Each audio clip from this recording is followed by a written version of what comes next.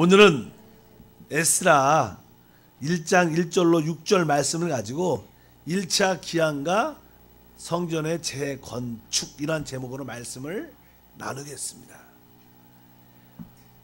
이스라엘 구약의 백성들의 모든 역사는 신약의 우리 교회의 역사라고 말할 수 있습니다.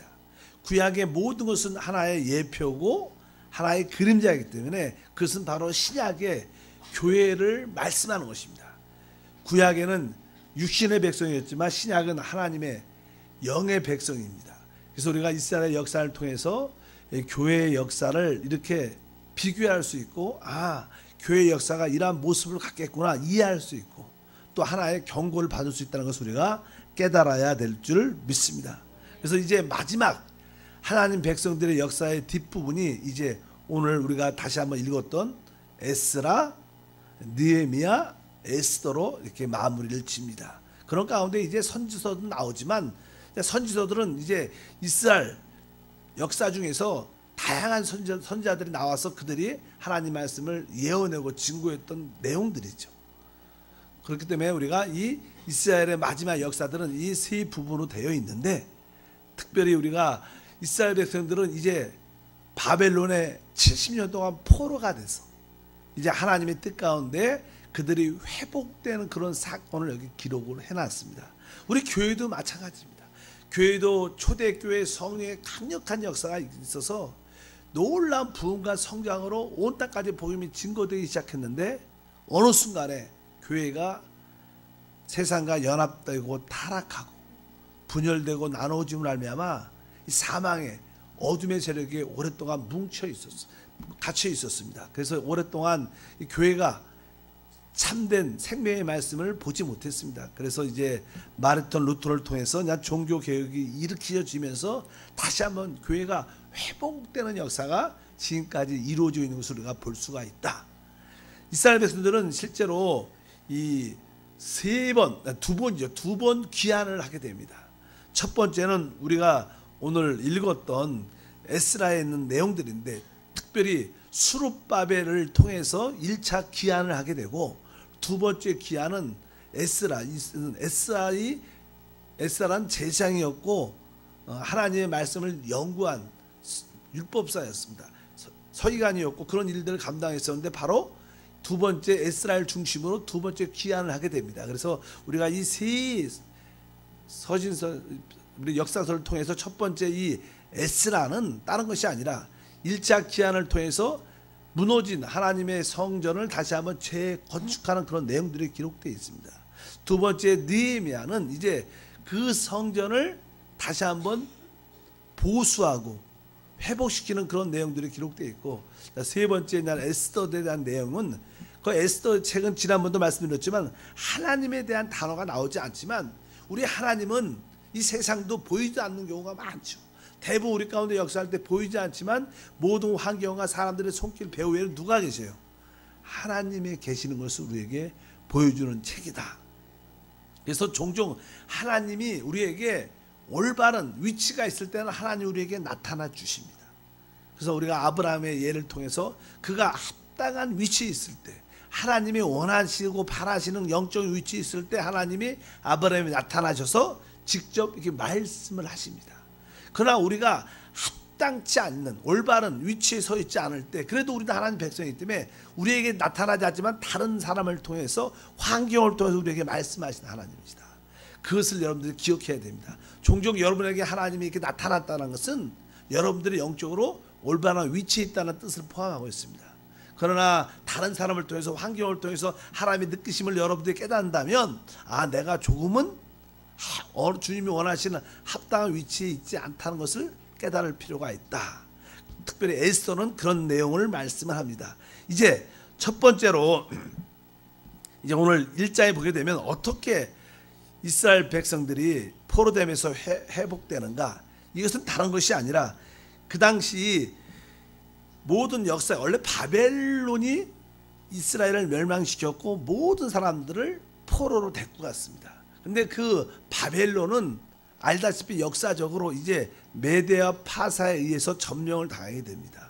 그래서 이제 파사 왕이었던 바로 파사라는 것은 페르시아로 말하죠. 우리가 페르시아를 하는데 성경은 파사라고 되어 있는데, 이 바사 왕국의 왕이었던 이 고레스 왕 원년에 이 왕이 성령의 감동을, 하나님의 감동을 받고, 이스라엘 백성을 돌려보내야 되는구나, 이런 하나님의 느낌을, 감동을 받고 그들을 돌려보는 그런 얘기가 기록되어 있습니다. 1장 1절을 한번 읽어보면, 바사왕 고레스 원년에 야훼께서 예레미야 통하여 하신 말씀을 이루게 하시려고 바사왕 고레스 마음을 감동시키심에 그가 온 나라에 공포도 하고 조소를 내려 이르되. 그리고 2절까지 한번 읽어보실까요? 바사왕 고레스는 말하노니 하늘의 하나님 야훼께서 세상 모든 나라를 내게 주셨고 나에게 명령하사 유다 예루살렘의 성전을 건축하라 하셨나니, 이렇게 말씀을 합니다. 보면 저는 1절에 바사왕 고레스 원년에 야훼께서 그에게 감동을 주고 포로된 이스라엘 백성을 성전 재건축을 위하여 돌아가라고 말씀을 하죠. 여기 고레스 왕 원년에, 그러니까 시대적인 이렇게 나라가 바뀌고 어떤 첫 번째 원년이라는 것은 그냥 고레스 왕이 첫 번째 왕이 되는 해를 말하죠. 모든 대통령이 바뀌고 뭐가 바뀌고 뭐가 정치가 바뀌고 나라가 바뀔 때마다 사실 그 배후에는 누가 역사하는 거예요? 하나님이 역사하는 거예요. 만약에 여러분들이 어떤 직장에서 어떤 사업장에서 이게 승진을 했다, 어떤 높은 사람이 됐다, 어떤 인정받게 됐다, 만약에 여러분들이 무엇으로 지역장이 됐다, 예를 들어서 권사가 됐다, 그러면 사실은 그 배후에 누가 있는 거예요? 하나님이 있는 것을 깨달아야 돼요. 뭐 살다 보니까 이렇게 됐지, 내가 열심히 하니까 이렇게 됐지, 그게 아니고 그것을 깨닫는 사람이 사실 복이 있는 거예요. 여러분들이 어떤 위치에 있을 때마다, 어떤 축복을 받을 때마다, 어떤 좋은 일이 일어날 때마다, 하나님이 나에게 이렇게 허락해 주셨구나, 그것을 깨달을 때 하나님께 쓰임받는 일꾼이 될 줄 믿습니다. 고레스 원년이라고 해서 고레스는 그것을 알았어요. 자기가 왕이 됐을 때 바로 이러한 말을 선포하는 것은 바로 하나님께서 나에게 이 자리를 세워주셨고 바로 이런 일을 하라고 허락해 주셨구나. 그래서 여러분들이 지역장이 된 것도 다른 뜻이 아니라 뭐예요? 하나님께서 나에게 이러한 직분을 감당하라고 주신 직분이다, 이러한 뜨거운 감동이 있기를 축복합니다. 그래서 아까 보니까 뒤에 보니까 1절 중간에 바사왕 고레스의 마음을 감동시켰다, 감동시키심에, 그러면서 이제 2절에 다시 한번 보면 그가 무엇을 깨달았냐면 바로 하늘의 하나님 야훼께서 세상 모든 나라를 내게 주셨다, 주셨고, 이것을 우리가 깨달아야 돼요. 하나님이 나에게 이 남편을 주셨고 자녀를 주셨고 이런 축복을 주셨고 군포 의왕 수원에 살게 하셨고 이런 모든 것을 하나님과 관계를 맺어야 돼요. 그럴 때 사실 그런 사람들이 지혜가 있는 것이고 그런 사람들이 하나님께 사용하고 쓰임받는 귀한 일꾼이 될 줄 믿습니다. 근데 중요한 게 하나님께서 왜 우리를 택하시고 부르시고 이렇게 세워주셨느냐, 다른 것이 아니라 뒤에 보니까 유다 예루살렘의 성전을 건축하기 위한 것이다. 이 땅의 모든 삶의 역사는 하나님의 목적을 이루기 위해서 존재합니다.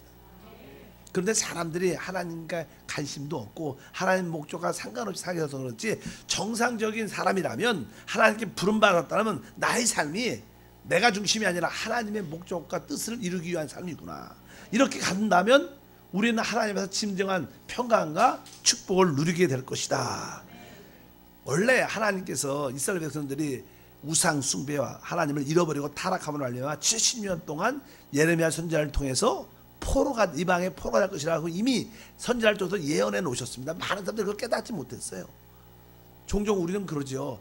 내가 하나님을 믿으니까 하나님이 나에게 좋은 일을 주실 거야, 나에게 나쁜 일이 일어날 수가 없어. 이건 미신입니다. 미신. 그렇지 않아요.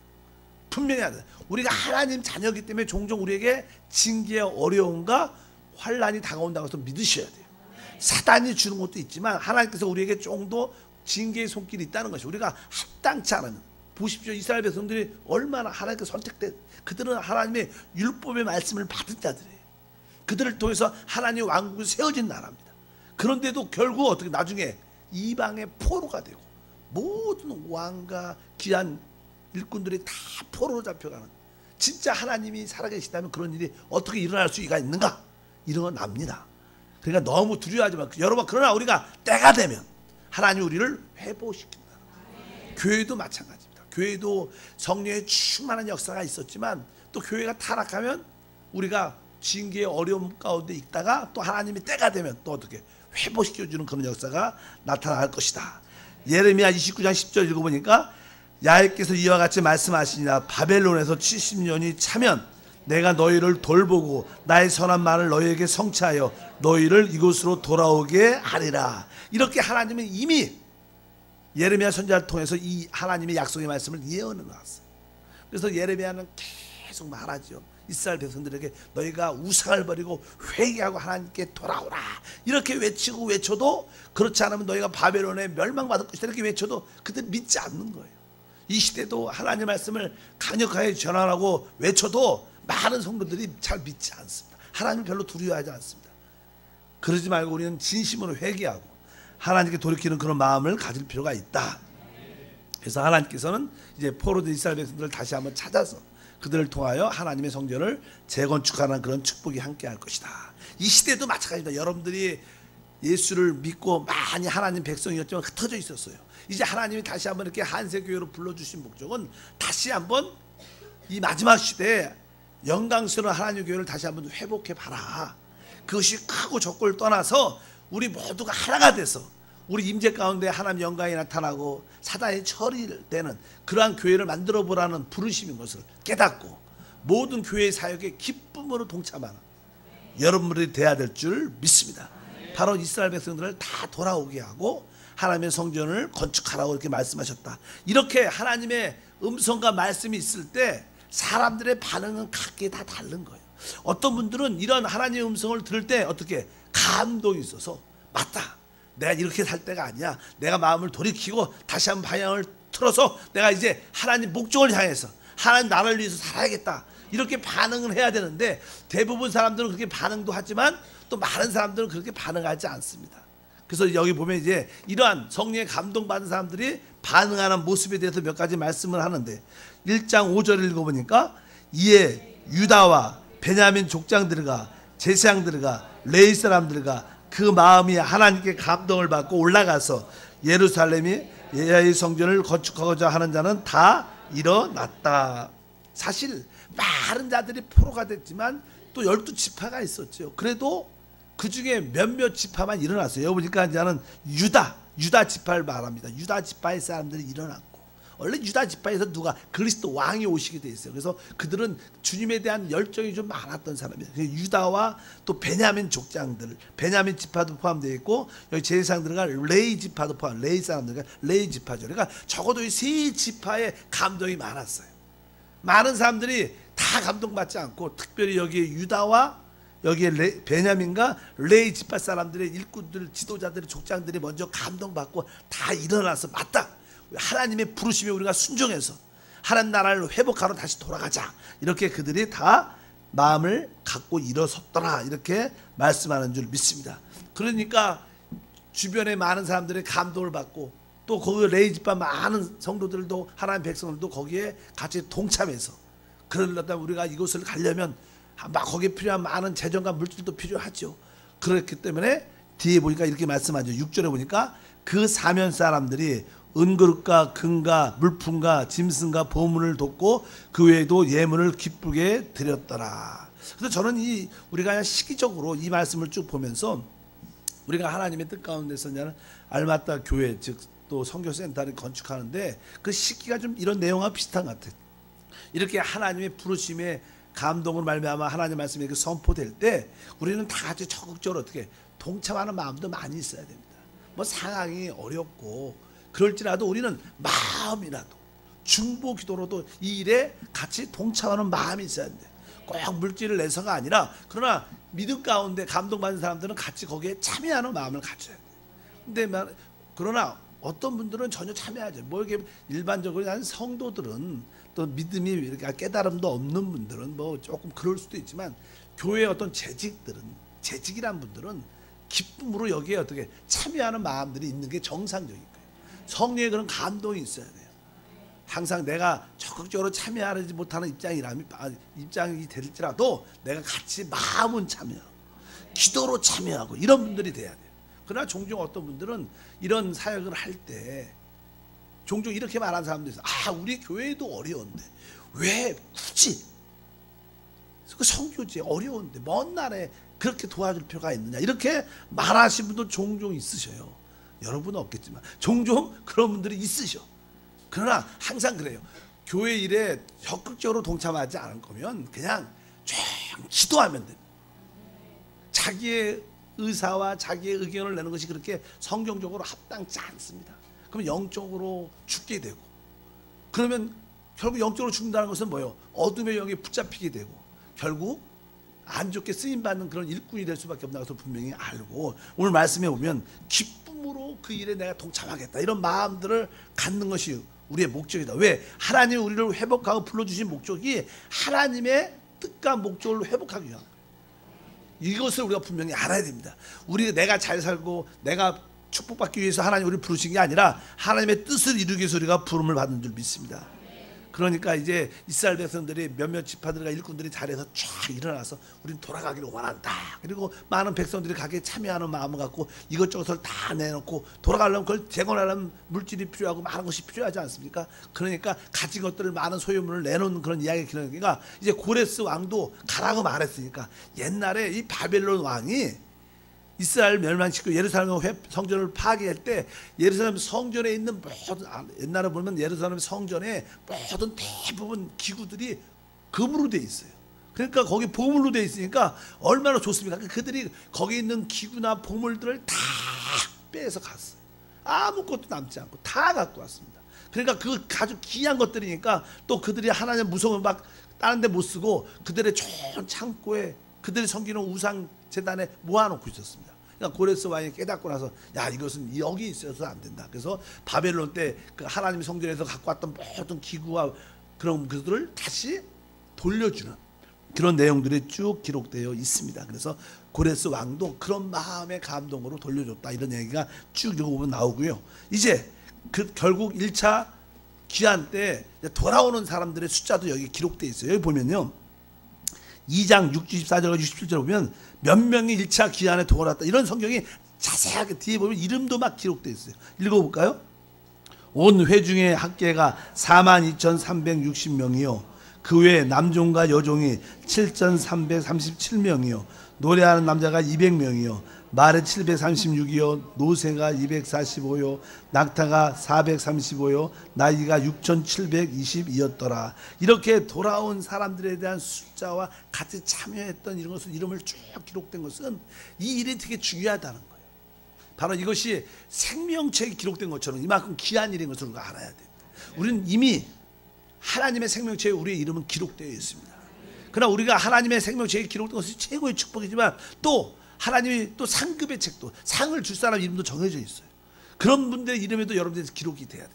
하나님이 이렇게 우리 이름을 다 기억하시고 몇 명인까지 하나하나 센다는 것을 기억해 주시기를 바라겠습니다. 그리고 나서 이제 그들이 예루살렘으로 돌아오게 됐죠. 그래서 이 무너진 하나님의 성전을 다시 한번 재건축하는 그런 일을 시작을 하는데 거기에 많은 사람들이 다시 한번 감동받고 그걸 위해서 헌신하는 자들이 있었다. 그래서 또 이 68절과 69절도 그런 얘기가 있어요. 또 어떤 족장들이 예루살렘에 있는 야훼 성전터에 이르러 하나님의 전을 그곳에 다시 건축하려고 예물을 기쁘게 드리되 심 잘하는 대로 공사하는 금고에 드리니 금이 6만 달이요 은이 5천만에요 제상의 옷이 100벌이었더라. 이렇게 특별히 어떤 족장들이 예루살렘에 있는 성전터를 다시 한번 재건할 때 어떤 족장이라는 것은 또 어떤 교회의 어떠한 뭐 이렇게 한 재직들을 말하죠. 뭐 장로나 어떤 권사님이나 이렇게 성령에 감동받아서 또 재력적으로 좀 여유가 있는 분들이 사실 재력적으로 여유가 있어 갖고 헌금하는 건 아니겠지만 여기에 성령의 감동을 받아서 헌신하는. 그래서 저는 여러분에게 종종 그런 얘기해야죠. 여러분들이 여러분 자녀들에게도 또 여러분 남편에게도 어떤 비전과 꿈을 심어줘야 돼요. 그래서 하나님, 우리 남편이 앞으로 우리 자녀들이 하나님의 축복을 받아서 교회 어떤 사역에 예산에 적어도 10분의 1은 헌금하게도 이런 믿음이 있어야 돼요. 믿으시면 크게 아멘. 그런 꿈과 비전이 있어야 돼요. 하나님께서 은혜를 베풀어 주셔서 교회 예산의 10분의 1은 내가 어떤 봉사를 할 때 내가 감당할 수 있는 그런 능력과 은혜를 더하여 주시옵소서. 그런 은혜와 축복이 함께. 제가 옛날에 이런 얘기를 한 번쯤 했던 기억이 있어요. 사실 오래전에. 그래서 뭐 그건 다르지만 어떤 우리 성도님도요. 여기 400 프로젝트다. 400 프로젝트다. 그러면 400 프로젝트의 10분의 1은 몇 개예요? 40개. 49장가? 제가 보니까 그런 분도 있으셔. 아마 그런 감동이 있어. 하나님, 내가 하나님 나라 일에 10분의 1을 드릴 수 있는 그런 은혜와 축복을 더해 주옵소서.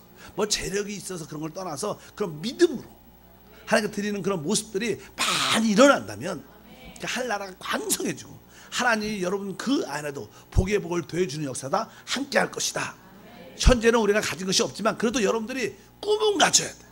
비전은 가져야 돼. 하나님, 우리 남편이 앞으로 이런 일꾼이 되게 도와주시고 우리 자녀들이 앞으로 이런 일꾼이 되게 도와주시옵소서. 여러분들이 그러한 꿈과 비전을 갖고 달려가면 하나님의 뜻 가운데서 몇몇 사람들은 그런 은혜와 혜택과 축복을 누리게 될 줄 믿습니다.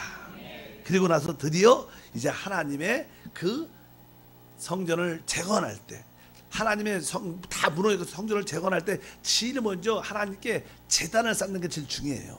하나님께 먼저 하나님께 제물을 드리고 시작하니까 하나님의 제단을 쌓는 그런 예가 첫 번째 쭉 기록되어 있어서 3장 1절에 보면 이렇게 말씀합니다. 다 같이 읽으면 이스라엘 자손이 각자의 성읍에 살더랬더니 일곱째 날에 이르러 일제히 예루살렘에 모인지라. 이제 때가 됐어요. 그들이 돌아왔어요. 돌아와서 나름대로 그냥 자기의 거처를 어지거지 살아날 아무것도 없으니까 그래서 나름대로 자리를 잡고 나서 이제 그냥 때가 딱 돼서 오늘 보니까 일곱째 날에 이르러 일제히 예루살렘에 모여서 이제 드디어 우리가 이 하나님의 성전을 재건하길 원한다. 자, 모여라. 그러니까 모든 백성들이 어떻게 다 모였다. 믿으시면 아멘. 교회의 사역과 봉사는 우리가 다 같이 하는 겁니다. 총동원 전도줄도 하나의 성전을 재건하는 하나의 일이죠. 왜? 우리의 봉사와 섬김은 사람을 얻는 것인데 하나님이 지금 뭐로 줘요? 사람으로 짓는 거예요.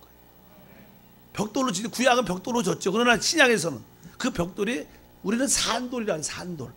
너희는 산돌. 왜? 산돌 같이. 왜? 살아있는 돌이기 때문에 우리가 영적인 벽돌인 줄 믿습니다. 그래서 우리가 사람을 구원할 때마다 그들이 하나님의 집에 벽돌이 돼서 우리와 같이 연결돼서 아름다운 집이 세워진 역사가 함께 할 것이다. 근데 그들이 보니까 일곱째 날에 일제히 예루살렘에 모였다. 어떻게 모였어요? 일제히 모였다. 다 같이 모였다는 거예요. 교회는 우리가 한 생각과 한 목적과 한 방향으로 달려갈 수 있는 그런 마음들이 최고의 봉사인 것을 깨닫고, 자, 모입시다 그러면 기쁨으로 모여야 되는데, 아, 나는 바빠서 난 다음에 이렇게 해서 안 되고, 할 나라를 위해서 때 먼저 그 나라 구입을 때는 열정적으로 같이 참여하는 우리 모두가 돼야 될 줄 믿습니다. 그리고 나서 이제 그 제단에 하나님께서 허락하신 대로 그 법대로 우리 한번 읽어보면 2절에 이렇게 써 있죠.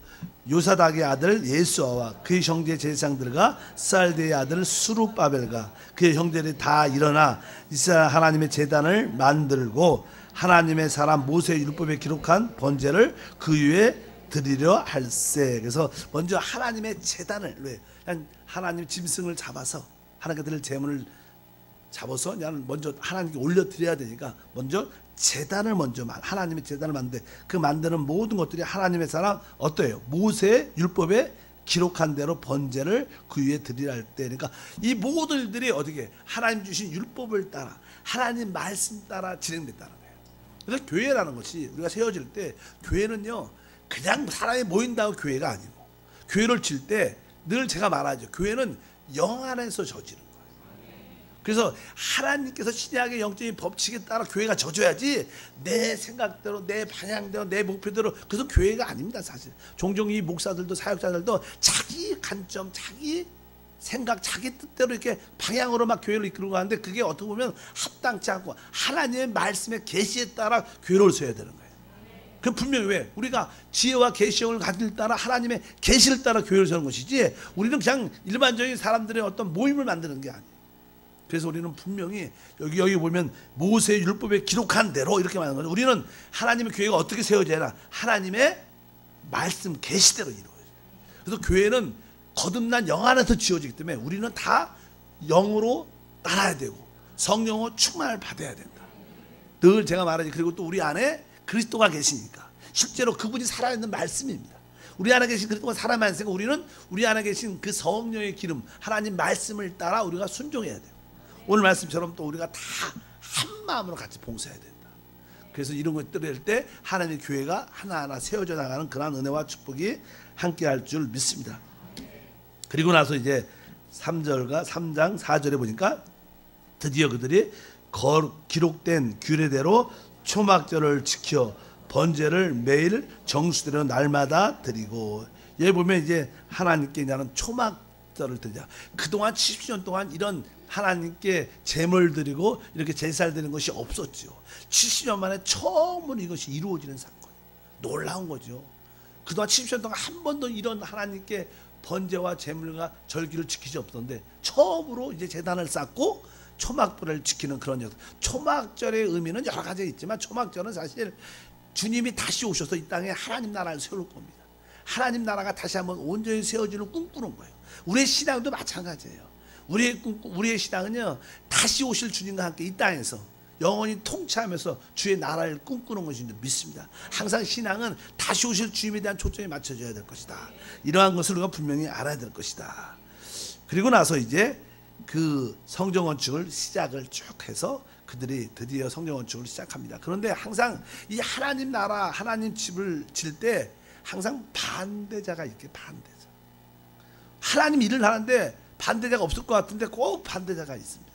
그렇기 때문에 여기 보면 나는 하나님의 성전을 짓기 시작을 막 나가는데 그것을 반대해서 하나님의 성전 건축이 중단되는 사건도 기록되어 있어요.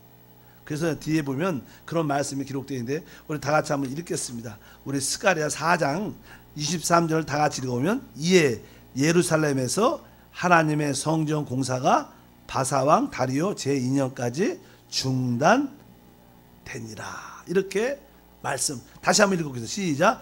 이에 예루살렘에서 하나님의 성전 공사가 바사왕 다리오 제2년까지 중단되니라. 그래서 항상 하나님의 나라 일할 때 어찌하든지 반대자가 있고요, 또 반대자들이 어떠한 건수를 만들어서 어떤 일을 만들어서 어떠한 이유를 만들어서 자꾸만 못하게 하는 일들이 있어요.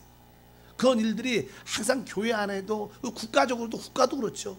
어떤 대통령이 정부에서 어떤 일을 이끌어갈 때 항상 반대자들이 있어요. 일을 못하게. 그것이 어떻게 보면 하나님 나라를 위하고 국민을 위한 것 같지만 사실은 시간이 지나면 나라를 파괴하는 일이 될 수 있는데, 이 교회도 마찬가지입니다. 다들 어떤 사람들이 뭘 반대할 때는 나는 교회를 위해서, 종종 이 교사모, 교회를 사랑하는 모임에 갖고 교사모들이 교회를 우리가 지킨다. 교회는 주님이 지키는 거예요. 사람이 지키는 게 아니에요. 믿으시면 알아요. 어떻게 우리가 교회를 지킬 수 있겠어요? 그럼 교만한 거 진짜로. 가장 교만한 게 그런 소리예요. 우리 교회는 우리가 지킨다. 교회가 하나님 나라인데 우리가 어떻게 지키? 교회는 성령이 스스로 지키죠.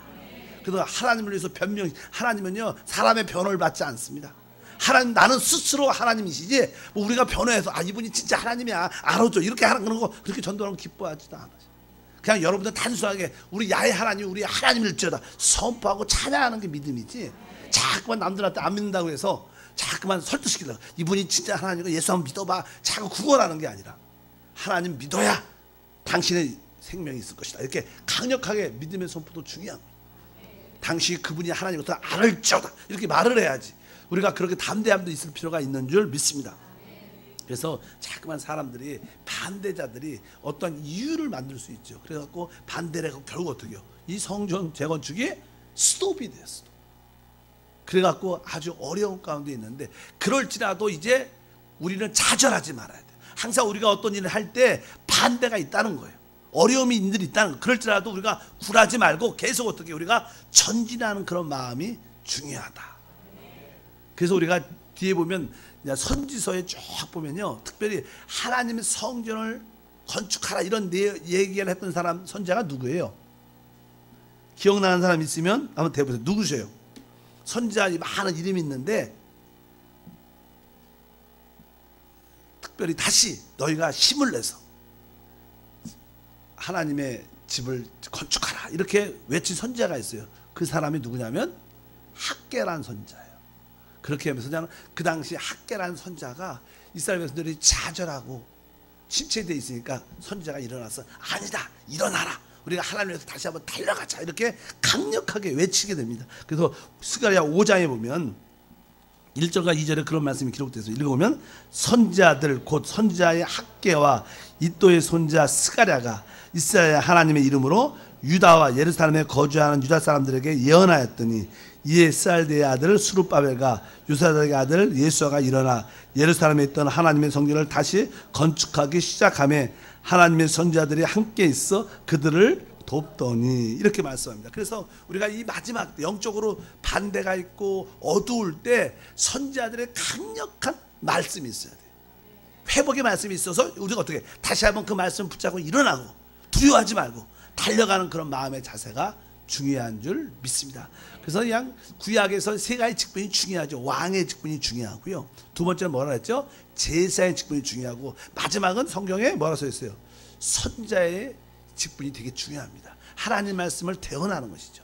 원래 우리의 신분은요 왕과 제사장의 신분이에요. 우리는 왕권을 가지고 태어났고 하나님을 가장 가까이 서는 제사의 직분을 갖고 있어요. 근데 우리가 타락해하고 이 왕권과 제사의 직분을 잃어버렸어요. 그래서 많은 사람들이 그냥 하나님을 섬길지도 모르고 어떻게 하나님을 예배한지도 모릅니다. 그리고 어떤 문제와 고난이 다가왔을 때 그걸 다스림 없도 몰라요. 사람들 영적으로. 그러나 선지자들이 이렇게 말씀의 사역자들이 일어나서 그들이 침체되어 있던 그 왕권을 회복시켜야 돼요. 제사장 직분을 회복시키는 것이 지금 이 시대의 설교의 메신저의 사역이에요. 지금 저도 이렇게 메시지를 전하고 있지만 이 메신저의 주된 내용이 뭐냐? 이것은 뭐예요? 여러분들은 왕의 직분이 있다는 거예요. 제사의 직분인데 그것을 회복하라는 거예요. 그래서 여러분을 격려시켜서 일어나게 만들어서 다시 하나님을 향해서 달려갈 수 있도록 한 나라를 위해서 회복할 수 있도록 만드는 것이 사실 선지자예요. 우리 교육자들의 대부분 직분이 이런 직분입니다. 근데 나는 천국에 가면 이 선지자의 직분은 필요가 없는 거예요. 왜? 천국에서 주님을 다 만났기 때문에 거기서 누가 말씀하죠? 거기서 주님만 말씀하죠. 우리는 다만 주님과 함께 모든 것을 이 우주와 이 땅을 다스리고 하나님을 강하게 섬기는 왕과 제사의 직분만 남는 겁니다. 이 땅에서는 제사의 선지자의 직분이 중요하지만 나중에 주님이 오실 때는 선지자의 직분이 더 이상 의미가 있지 않다. 그래서 우리가 뒤에 보면 이렇게 말씀을 하는 내용들이 쭉 기록되어 있습니다. 그래서 여기 보니까 누가 있어요? 그 당시 선지자 학개와 또 이또의 손자 누구예요? 스가랴. 그러니까 스가랴서가 있지 않습니까? 또 누가 있어요? 학개서도 있고 이런 뒤에 나오는 선지자들이 뭐예요? 마지막 때 포로된 상태에서 그들을 회복하기 위해서 이스라엘 하나님 백성들을 격려시키고 다시 한번 뜨겁게 부흥시키기 위한 선지자들이 있었기 때문에 그들이 승리한 것이다. 이 시대도 마찬가지입니다. 우리 조혁기 목사님 같은 그런 목사님들이 많이 또 세워지고 특별히 또 하나님 나라를 세우는 그런 주의종들이 많이 세워져야 됩니다. 그래서 교회들을 강력하게 세워나가는 하나님 나라 왕권을 세우는 그런 의미가 필요하다. 그래서 우리 한세교회는 바로 이게 마지막 시대에 학개와 스가랴 같은 그런 사역을 해야 된다. 우리의 목적은 뭐 이 땅에 강력한 하나님 나라를 세우는 것이다. 주님의 그것이 곧 뭐예요? 주님의 다시 오심을 준비하는 우리의 최고의 봉사인 줄 믿습니다. 또 그러한 봉사는 영원히 하나님께 기억되는 축복이 함께할 것이다. 그래서 선지자들이 일어나서 다시 한번 침체되고 이게 건축이 스톱된 상태에서 다시 우리가 일어나서 해야 된다. 적극적으로 동참하고 다시 왕에게 가서 우리가 이것을 다시 해야 된다. 이런 또 이것은 알다시피 첫 번째 그 바사의 왕 고레스가 우리에게 허락해 준 것이다. 그러면서 그런 곡물을 갖고 다시 찾아가서 그러니까 이 다리오 왕이 그것을 쭉 읽어보니까 이거 맞다. 우리의 첫 번째 왕이 이것을 옛날에 허락해 준 일이다. 중간에 많은 사람들이 반대자들이 거짓 보고서를 하고 해서 이걸 하면 안 된다. 만약에 성전을 지면 아마 이들이 다시 우리 파사를 반대할 것이다. 적이 될 것이다. 이렇게 안 좋은 얘기를 자꾸만 하는 거예요. 그래서 그런 것을 다시 한번 적극적으로 사역자들과 선지자들이 가서 허락을 받고 그러니까 그 왕이 다시 허락한다. 재건을 시작하라. 그리고 그 재건의 이야기를 듣고 곧바로 열심히 한마음 일했더니 그들의 성전을 완공하는 그러한 얘기가 1장부터 6장까지 그러한 이야기들이 쭉 기록되어 있습니다. 네, 여기 보면요. 성전이 이렇게 완공될 때 두 가지 어떤 그림이 있습니다. 첫 번째가 나이가 많은 분들은요. 옛날에 솔로몬의 성전을 봤어요? 안 봤어요? 그 성전을 봤으니까 그들의 그것과 비교하면 너무 초라한 거예요. 그러니까 그들은 슬픈 마음이 있고 그러나 처음 하나님의 성전을 이렇게 젊은 세대가 일어나서 하나님의 성전을 이렇게 건축하는 그런 모습을 본 사람들은 너무나 기뻐하는 거예요. 그래서 성경에 보면 그 하나님의 성전이 완공되고 막 건축할 때 기쁨도 많이 있지만 한편적으로 슬픈 소리가 같이 섞여 있다, 이런 얘기 표현이 많이 있어요. 그러니까 그러나 우리가 너무 과거를 기억하면 썩 좋은 건 아닙니다. 어찌하든지 우리가 새로운 회복이 필요하다. 그래서 여러분들이 옛날에 나도 열심히 봉사했었는데, 그 열심히 옛날에 얘기하지 말고 지금이 중요해요. 지금 열심히 하면 되는 거예요. 옛날에 한 거는 중요하지 않습니다. 현재 내가 뜨거우면 승리한 거예요. 옛날은 좀 미지근했어도 지금 뜨거우면 그분은 승리한 거예요. 그러나 옛날에 뜨거웠는데 지금 미직미직하면 그것은 잘못된 거죠. 어찌하든지 현재 신앙을 잘 지킬 수 있는, 그것은 오직 한 분, 성령밖에 없습니다. 성령 충만해야 여러분이 미지근하지 않고 영적으로 죽지 않고 늘 살아있는. 그래서 우리는 신앙이 이렇게 신앙의 연조가 올라갈수록 영적으로 이게 성숙해져요. 시간이 늘 말하죠. 이렇게 나이가 이렇게 신앙이 연조가 오래될수록 늙어지면 안 돼요. 믿으시면 아멘. 늙은 것과 성숙은 다른 거예요. 많은 사람들이 내가 예수 믿은 지 20년 됐는데, 그리고 딱 새하려면 늘 좀 구닥다리 사고가 많아. 옛날 사고가 많은 거야. 그러면 안 되는 거예요. 여러분 항상 성령은 새로운 분이니까 새로운 변화에 따라서 역동적으로 참여하는 그런 신앙의 모습이 우리 가운데 가장 중요할 줄 믿습니다.